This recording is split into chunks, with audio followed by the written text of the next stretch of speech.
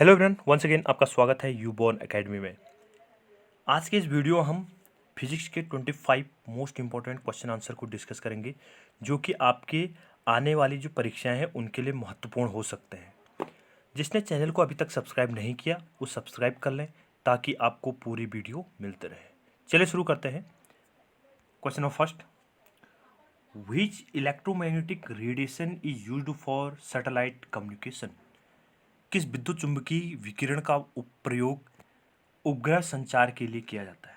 आपने देखा होगा सैटेलाइट होते हैं जो क्या करते हैं, संचार कम्युनिकेशन का जो माध्यम है उसमें कौन से इलेक्ट्रोमैग्नेटिक वेव्स का यूज किया जाता है। तो आपके लिए क्वेश्चन है, फर्स्ट ऑप्शन आपके पास पराबैंगनी अल्ट्रावायलेट, जिसको हम शॉर्ट में यूवी बोलते हैं, सूक्ष्म तरंगे माइक्रोवेव, तीसरा ऑप्शन आपके पास अवरक्त इंफ्रारेड IR बोलते हैं इसको हम शॉर्ट में, चौथा ऑप्शन आपके पास रेडियो वेव्स, ठीक है, रेडियो तरंगे।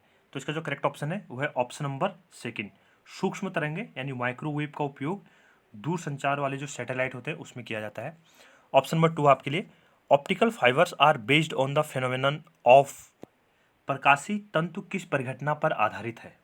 आपके लिए ऑप्शन है फर्स्ट हस्तक्षेप इंटरफेरेंस, विक्षेपण डिस्पर्सन, तीसरा ऑप्शन आपके पास विवर्तन डिफ्रैक्शन, कुल आंतरिक परिवर्तन टोटल इंटरनल रिफ्लेक्शन। तो इसका करेक्ट ऑप्शन है ऑप्शन नंबर फोर्थ, कुल आंतरिक परावर्तन टोटल इंटरनल रिफ्लेक्शन के बेस पे क्या होता है, जो ऑप्टिकल फाइबर्स होते हैं वो वर्क करते हैं।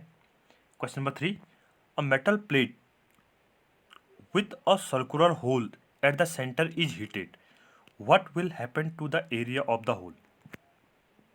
धातु की एक प्लेट को गर्म किया जाता है जिसके केंद्र में एक वृत्ताकार छिद्र है।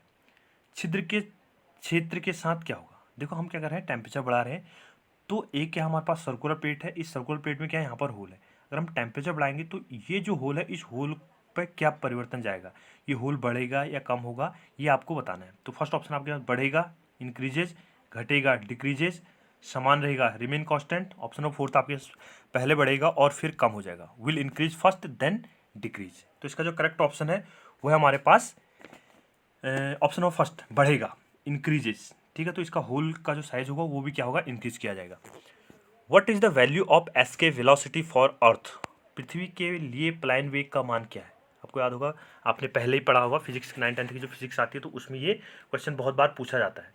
तो इस एस्के वेलोसिटी यानी वह न्यूनतम वेग क्या है जिससे हम किसी वस्तु को पृथ्वी की सतह से फेंकें तो वो पृथ्वी के जो वायुमंडल है उस वायुमंडल से बाहर चले जाएगा। तो आपके लिए ऑप्शन है 9.8 किलोमीटर पर सेकेंड स्क्वायर, दूसरा ऑप्शन आपके पास 1.6 किलोमीटर प्रति सेकेंड स्क्वायर, तीसरा ऑप्शन आपके पास 12.2 किलोमीटर पर second square, option of fourth आपके पास 11.2 किलोमीटर पर सेकेंड स्क्वायर। तो इसका करेक्ट ऑप्शन क्या है, 11.2 किलोमीटर पर सेकेंड स्क्वायर, ठीक है। तो 11.2 किलोमीटर पर सेकेंड के स्क्वायर के हिसाब से अगर हम किसी वस्तु को फेंकेंगे, ठीक है, तो वो वस्तु क्या होगी, पृथ्वी के जो वायुमंडल होगा उससे बाहर चलेगी, 11.2 metre per second square. Option number fifth, question number 5, the scientist who first sent electromagnetic waves of distance place is, किसी विद्युत चुंबकीय तरंगों के को दूरवर्ती स्थानों पर तक सर्वप्रथम भेजने वाले वैज्ञानिक हैं। आपके लिए ऑप्शन है first James Clerk, option number second है Thomas Alva Edison, option number 3 आपके पास हेनरिक हेड्ज, ऑप्शन नंबर 4 आपके पास जॉन लॉगी बेयर्ड। तो इसका जो करेक्ट ऑप्शन है वो है हमारे पास थॉमस अल्वा एडिसन। तो थॉमस अल्वा एडिसन साइंटिस्ट थे, ठीक है, जिन्होंने क्या किया था, सबसे पहले किया गया था जो विद्युत चुंबकीय तरंगे थी तो उनको दूरवर्ती स्थान तक भेजने का कार्य किया था, ठीक है। तो ये ऑप्शन क्या था आपके लिए सही है। Question number 6, sea water can be purified by the process of, समुद्री जल का शुद्धिकरण किस प्रक्रिया से किया जाता है? फर्स्ट ऑप्शन आपके पास आसवन डिस्टिलेशन, वाष्पीकरण इवापोरेशन, निस्पंदन फिल्ट्रेशन, आंशिक आसवन फ्रिक्शनल डिस्टिलेशन। तो इसका जो करेक्ट ऑप्शन क्या है, ऑप्शन नंबर फर्स्ट आसवन, डिस्टिलेशन के थ्रू क्या करता हम समुद्री जो वाटर होगा उसको प्यूरिफाई किया जाता है। Question number 7, it is difficult to cook rice, चावल को पकाना मुश्किल है, पहाड़ की चोटी पे at the top of the mountain, किसी खदान के भीतर अंडर अ माइन, समुद्र स्तर पे एट द सी लेवल, कहीं पर भी, सेम एनीवेयर। तो इसका करेक्ट ऑप्शन क्या है? Option number first, eight the top of the mountain. देखो वायुमंडल में जैसे हम ऊपर की तरफ पहुंचते हैं, ठीक है, जैसे हम ऊपर की तरफ बढ़ते जाएंगे तो एटमॉस्फेयर प्रेशर क्या होता है? कम होते जाता है। तो उसके बेस पे खाना बनाने में क्या होता है? दिक्कत आती है। तो खाना क्या होगा? देर से पकता है उसमें। Question number 8, which of the following diodes is mostly commonly used as a voltage regulator? निम्न में से कौन सा डायोड अधिकतर वोल्टेज नियामक के रूप में उपयोग किया जाता है? ऑप्शन नंबर फर्स्ट आपके पास LED, option number second Zener diode, option number third tunnel diode, option number fourth varactor diode. तो इसका जो करेक्ट ऑप्शन है वो है जेनर डायोड, यानी ऑप्शन नंबर सेकंड क्या होगा इसका सही आंसर होगा। तो जेनर डायोड की बेस पे वोल्टेज को क्या करता है? नियामक किया जाता है। Which of the following is an example of cantilever beam? ठीक है, निम्न में से कौन कैंटिलीवर बीम का एक उदाहरण है? डाइविंग बोर्ड, दूसरा ऑप्शन है ब्रिज, तीसरा ऑप्शन सीसॉ, चौथा ऑप्शन सामान्य संतुलन, कॉमन बैलेंस। तो करेक्ट ऑप्शन जो है 9th का वो क्या होगा? ब्रिज।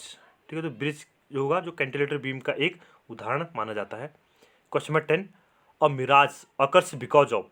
मृग तृष्णा किसके कारण उत्पन्न होती है? फर्स्ट ऑप्शन आपके पास गर्म भू द्वारा परावर्तन, reflection by hot ground. Option number second आपके पास प्रकाश का विवर्त, डिफ्रैक्शन ऑफ लाइट।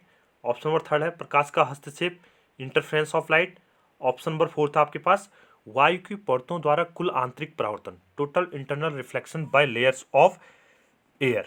ठीक है, तो इसका जो करेक्ट ऑप्शन होगा वो यही है, वायु की परतों द्वारा आंतरिक परावर्तन, तो total internal reflection by layers of air.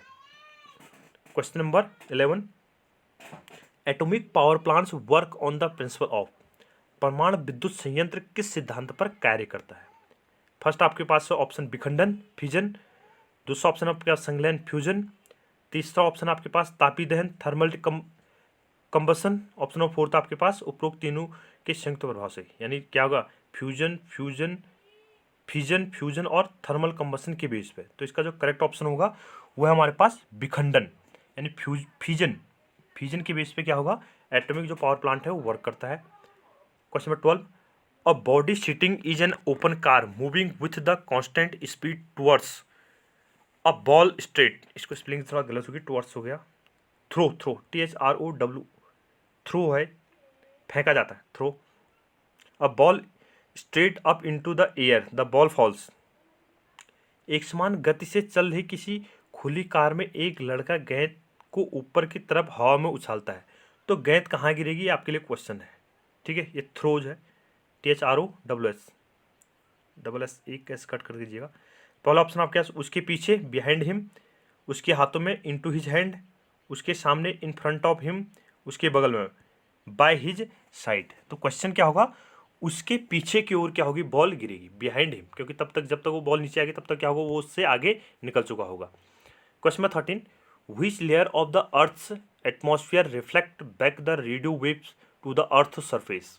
पृथ्वी के वायुमंडल की कौन सी परत रेडियो तरंगों को वापस पृथ्वी की सतह पर परावर्तित कर देती है? पहला ऑप्शन आपके पास आयनमंडल आयनोस्फीयर, समताप मंडल stratosphere, Madhya Mandal मिजोस्फीयर, बहिर्मंडल exosphere.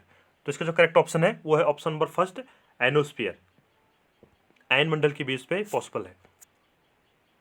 Question number 14, a pond of water appears less due to? जल से भरा एक तालाब कम गहरा नजर आता है, क्यों?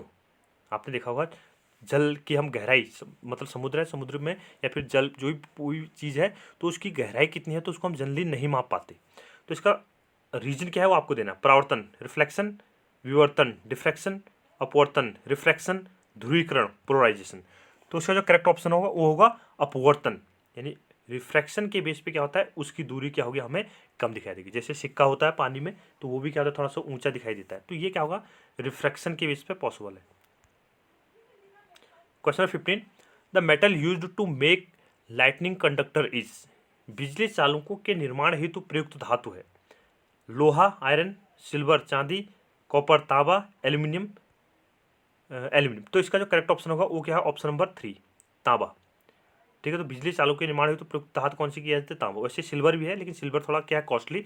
तो बेस्ट कौन सा मान सकते हैं हम यहाँ पर? कॉपर क्या होगा? इसका सही आंसर होगा। Which one of the following animals can hear ultrasonic sound, निम्न में से कौन सा पशु अल्ट्रासोनिक जो ध्वनियाँ होती है उनको सुन सकता है आसानी से? रैट चूहा, गिलहरी स्क्विरल, चमगादड़ बैट, बिल्ली कैट। तो इसका करेक्ट ऑप्शन क्या होगा? Option number 3 bat. जो चमगादड़ होगा, चमगादड़ क्या कर सकता है? अल्ट्रासोनिक जो साउंड्स निकलते हैं उनको भी सुन सकता है। The instrument for measuring intensity of earthquakes is called, भूकंप की तीव्रता मापने वाले उपकरण को क्या कहते हैं? ठीक है, उपकरण को कहते हैं। तो ये क्या होगा इसका? पेंटाग्राफ, रेडियोग्राफ, इर्गोग्राफ और सिस्मोग्राफ। तो इसका करेक्ट ऑप्शन क्या होगा? Option number 4 seismograph. तो सिस्मोग्राफ है जिसकी सहायता से क्या करते हैं हम? भूकंप की तीव्रता को मापते हैं। The device which converts DC to AC is, DC को एसी में परिवर्तित करने वाला उपकरण है। पहला आपके पास ऑप्शन है दोलक ऑसिलेटर, प्रवर्धक एम्पलीफायर, क्लीपर, इन्वर्टर। तो इसका करेक्ट ऑप्शन क्या होगा? ऑप्शन नंबर 4 इन्वर्टर होगा, जो डीसी को डायरेक्ट करंट को किसमें? अल्टरनेटिव करंट में क्या कर देता है? बदल देता है। Question 19, clear nights are colder than cloudy nights because of, साफ रातें मेघयुक्त रातों की तुलना में ठंडी होती है, उसकी वजह क्या है? ठीक है, किसकी वजह से? ठीक है, उसका क्या कारण है? तो किस वजह से? थोड़ा सा टाइपिंग मिस्टेक है। फर्स्ट आपके पास संवहन कंडक्शन, दूसरा ऑप्शन आपके पास संघनन कंडेंसेशन, तीसरा ऑप्शन आपके पास विकिरण, चौथा ऑप्शन आपके पास आइसोलेशन। तो इसका जो करेक्ट ऑप्शन होगा वो क्या है? विकिरण। तो रेडिएशन के बेस पे क्या होता है? ऐसा पॉसिबल है कि साफ रात तक मेघ रात की तुलना में क्या होती है? अधिक ठंडी दिखाई देती, ठंडी महसूस होती है। What apparatus is used to locate a submerged object, किसी डूबी वस्तु का पता लगाने के लिए किस उपकरण का उपयोग किया जाता है?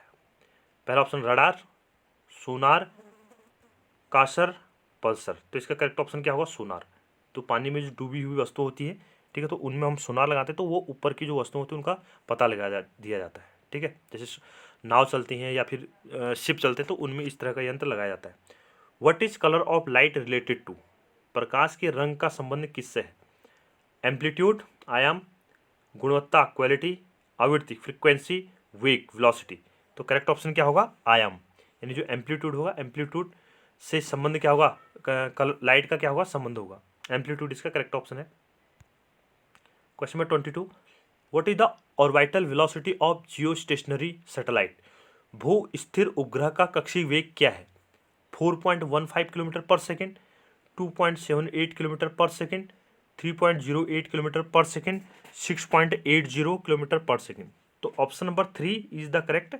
तो 3.08 किलोमीटर पर सेकेंड क्या होता है?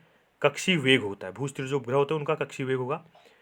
In electronics what comes under tank circuit, electronics में टैंक परिपथ के अंतर्गत क्या आता है?